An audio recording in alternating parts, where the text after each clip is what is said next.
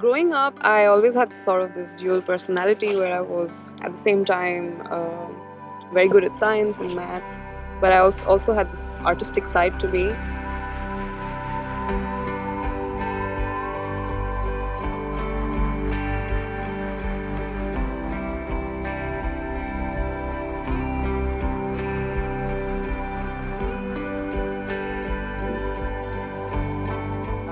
As a kid, I wanted to be an astronaut like a lot of people, but it's a dream that I did not abandon when I turned 18 and I still want to be an astronaut. My dream of working in space came with the idea of being an astronaut.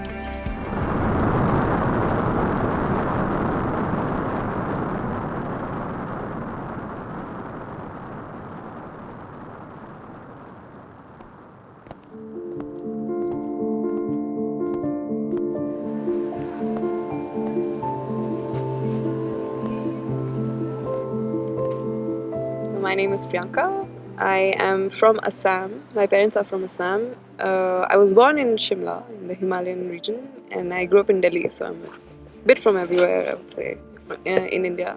And working in space has been one of my life dreams as a child.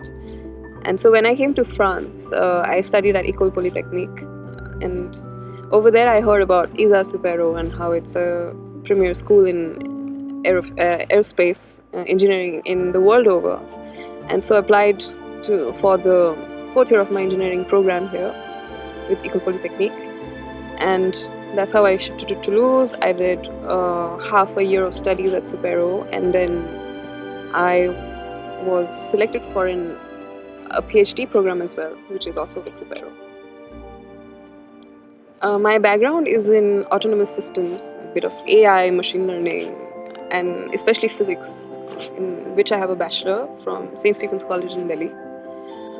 And so I was looking for a PhD topic that mixed a bit of some applications from in space, all the while using principles of automation. And then a very obvious answer is global navigation satellite systems. A very common example of GNSS that everyone knows but does not know is part of GNSS is the GPS system. My PhD was with the SCAN lab in SUPAERO, in the department of DEOS, and there we were studying estimation techniques. So another example of an experience in an extreme environment which I have had is this analog astronaut mission in Hawaii. I went there a year ago actually, in January, for a 2-week mission which was trying to simulate what a habitat on the moon would be like. So if you have 6 people who don't really know each other as a crew, and so we were 3 men and 3 women, roughly around in our 20s and 30s, and so we were locked up in that habitat for about 2 weeks. And then during that time, we also did a lot of scientific experiments. We went exploring lava caves, and the importance of such missions is to really understand how crews will, or diverse crews will behave if they go to Mars or Moon tomorrow. And I did this also as an exercise to see if tomorrow I want to be an astronaut, at least on Earth, a very basic mission, am I able to survive that, because psychologically also it can be very tough to be confined.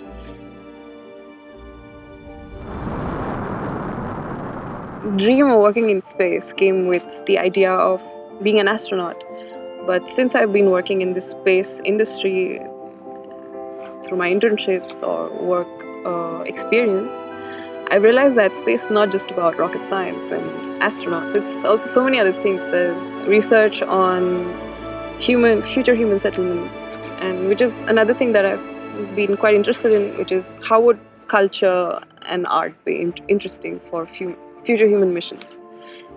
For example, even Thomas Pesquet, when he went to the ISS, he had taken his saxophone along with him. And there has been painters, then another example that I really like is that of Mike Fink. He's an American NASA astronaut who's married to an Assamese lady, Renita Soikia, and he actually took the Assamese symbol of the gamusa to space, and he also did a bit of bihu for us from there, and it was quite interesting to see our little bit of our culture from space in international platform. And so a part of my work also involves understanding how art and culture would be important for future human civilizations. It's something I'm really grateful to my parents for, that they let me pursue this interest in drawing. And I've always been very curious, and I would observe things in nature and try to draw it in my sketchbook. And over the last decade, throughout quite a technical, scientific education and career, I just kept getting attracted back to artistic projects all the time. And I realized that that's where my true calling lay. That's one thing that actually made me genuinely very happy with my work. Not just having equations, but also finding something artistic to do with it. And so I started pursuing it. I took part in some exhibitions, and then there's this artwork that I created 10, 15 years ago when I was just starting to learn to code. And I just presented it to some people looking for artwork to send to the moon as part of a lunar gallery, and they seemed to really like the idea. And so now this artwork that I developed as a child finally get to be exhibited on the moon, which I think is it's quite a fantastic opportunity.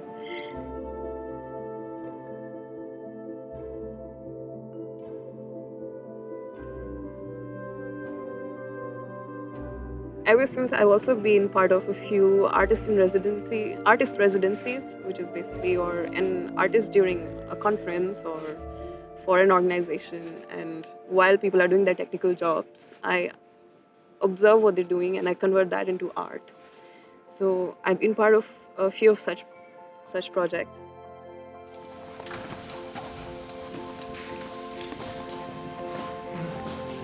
So Homeward Bound projects was started by a lady called Fabienne Datner. She's Australian, and the idea behind creating this initiative was to assemble 1,000 women in science over a period of about 10 years, so about 100 women per year. And the idea behind this program is to serve as a global leadership development program for women, because there are just not enough women in science in higher up positions. And even with Homeward Bound, I have this new project of creating an artist portrait of all the women who are taking part, and sort of not just their portrait of their face, but also the work they do and where they do it, and design and draw it. And it's quite exciting to have an artistic side to your technical work. I was really fascinated with not just artists and their beautiful work in painting, but also artworks that used science as their base. I feel like art has really given me a unique career path, because in all my applications, be it for Homeward Bound, Antarctica mission, or even to get to Polytechnic, or now recently the Forbes recognition, I've always mentioned that art is what has driven me to even do science, because science is a very technical way of understanding your environment, but art also gives you it's like a complementary way of understanding nature. And for me, finding that balance and to work in that gray zone is what I guess is unique to my work. I had the great opportunity of being part of this fantastic team, and we organized an event at SUPAERO itself on women in aerospace and how to make the space industry a more exciting environment for women.